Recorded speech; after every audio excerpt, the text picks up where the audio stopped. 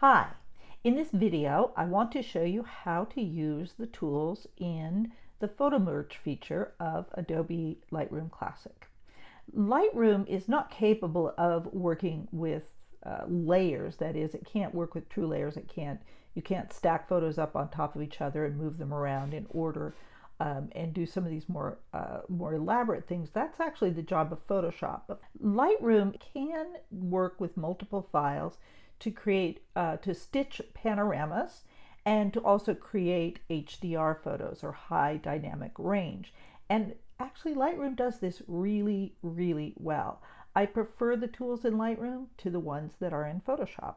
So let me show you how this works. It's relatively simple. You're looking right now at a panorama that I shot in Montana last summer of the wildflowers. Now this isn't exactly finished. You notice these big chunky white spaces around the edges, and that's an artifact of the panorama depending on how you make it. So I'm going to backtrack.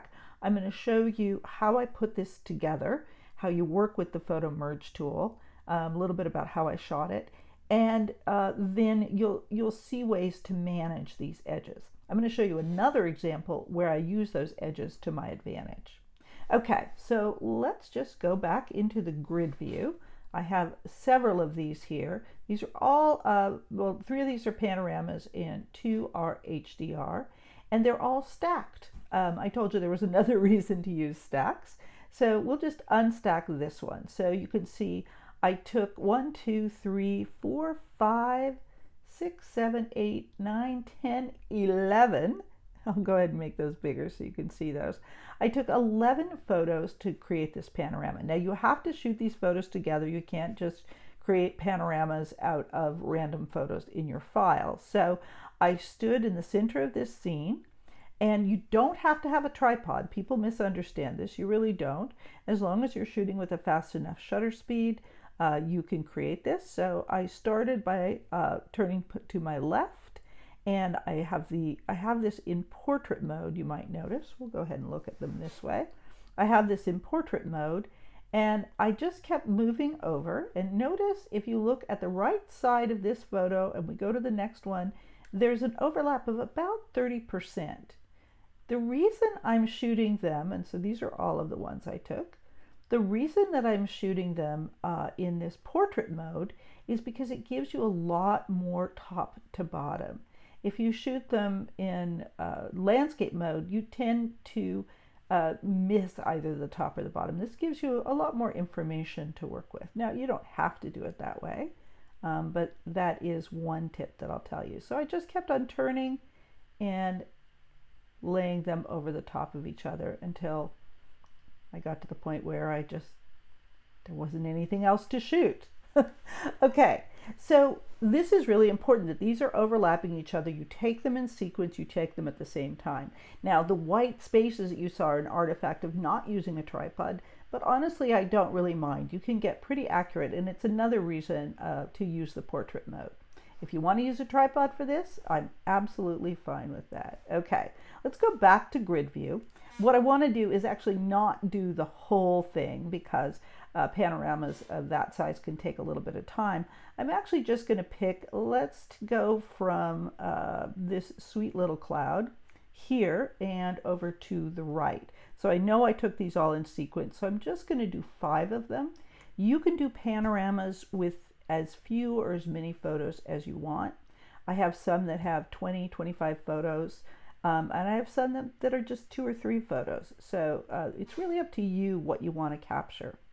Okay, so once I select these photos, and I know that these are photos I made specifically for a panorama, I go up to Photo. I go up to Photo Merge, or down to Photo Merge, and there are shortcuts for this. I tend to use the long way for this, and I can't explain it. There's just some things I like to do the long way. And you just click on Panorama. Now it's going to create a preview, and here's a little tip. I definitely think that you'll run into some trouble sometimes where it says, oh, I can't do this. You definitely want to, there we go, whoa, I see why it's doing this. So this, I've picked this, I've left it in cylindrical. You can experiment with these and see what you want. I could try spherical.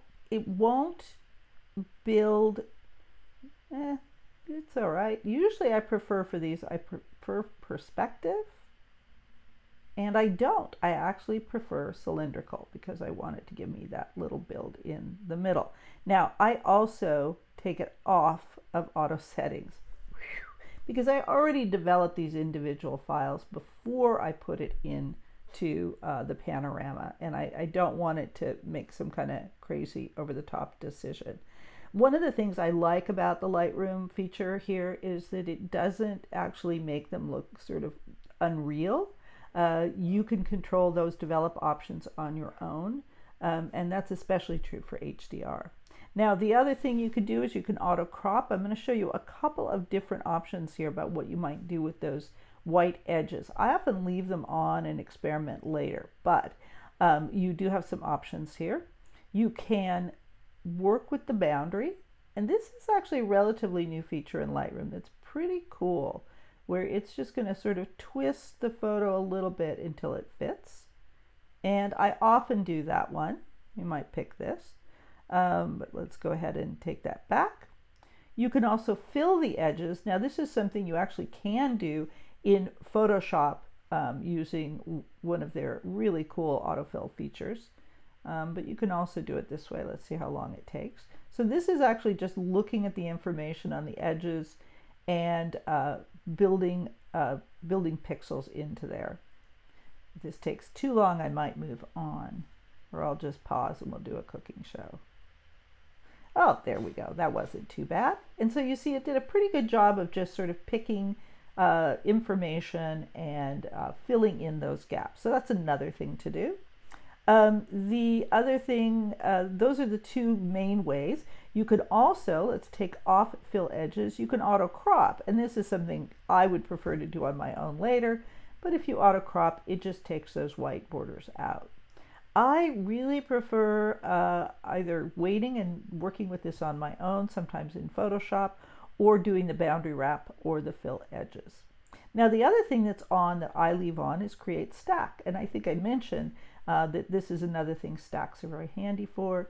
I like to create a stack so that I can so that I have this all in one place. It's easier to keep track of, so I definitely do that. I'm going to go ahead and do the boundary warp on this one. I thought that looked pretty good. I like that it moves it around a little bit. The other one I might choose for this one is, and then you just hit merge. Takes a little while. If you have an older computer, or if you're using up a lot of memory, or if you put 20 photos together, you might as well go make a cup of tea. But these 5 should actually move pretty quickly. So you can see it's working on it. You can go up here, see that it's working on it. There we go. And there we are. It's just now finishing up, and you can see that it's stacked them all together. And here is our panorama. Now, it needs a little bit of fixing up. I had a lot of dust on the lens that day. I'm a little embarrassed to say. It needs actually to have some development. You also, before I did this, I double checked. I zoomed in. It's nice and focused.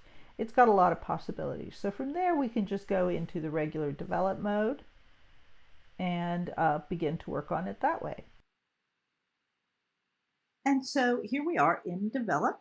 And while we're in develop, you can see there's a lot of work to be done with this photo, spotting and other things, a little bit of cropping, definitely a lot of development, which I won't do right now. But one of the things I want you to notice down here is that this has a couple things added into it. This is a new file. The other files are still there. Remember, they were stacked, and so we still have all the other files. We can work with them again and again. But down here it says that this is a pano, and also that it's a DNG. So the pano obviously just says that it's been converted into a panorama. It's been stitched together. The DNG is actually that non-proprietary raw file format that we talked about a little bit in the last module. I posted a little article about it. I don't know how many of you read it. I don't make my students convert to DNG. There are some people who really prefer converting to DNG. But remember, this is the raw file that Adobe created in order to create this sort of universal file. There's a couple of advantages to it. There are people who argue that it is not the best file, but in this case, since Adobe is actually converting my raw files from my Nikon into a new file, it has no choice but to make it into a DNG. It can't make it a proprietary Nikon file. And so all of these panoramas and the HDRs that we're going to make will all be DNGs. Okay, let's go back into grid view. And we're finished with this panorama. We can actually, I'll leave that one stacked that way. This side unstacked, I'll stack it up again. So we have those two there. I want to show you a little bit of a different panorama. That is this sky. And this is a time when I deliberately moved my camera around. I did a handheld shoot of the clouds in the sky, and I actually did them landscape because I wanted to get this kind of linear version. I didn't know exactly what would happen, but I knew that I was not going in a perfect line. And both by intention and by luck, I was able to create a panorama where the edges are actually really interesting. I really like it. It looks like these are a series of photos laid out on a blank piece of paper. Let me just show you, I won't do the panorama again, but let me just show you what that looked like. We'll go back to the grid view and unstack this and make them a little bit bigger so you can see.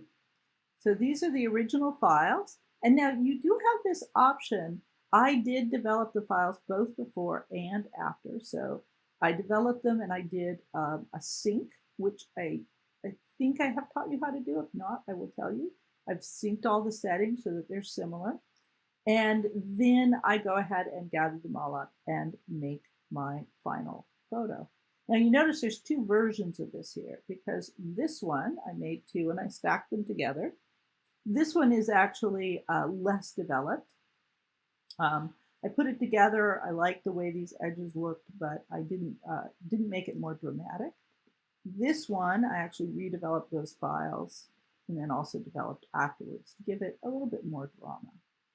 So lots of fun things you can do with panoramas. The last one I'll show you here, I'll go ahead and restack that. And I'll just show you for fun. This was a panorama that I did of a group of students in a class a few years ago in our architecture class.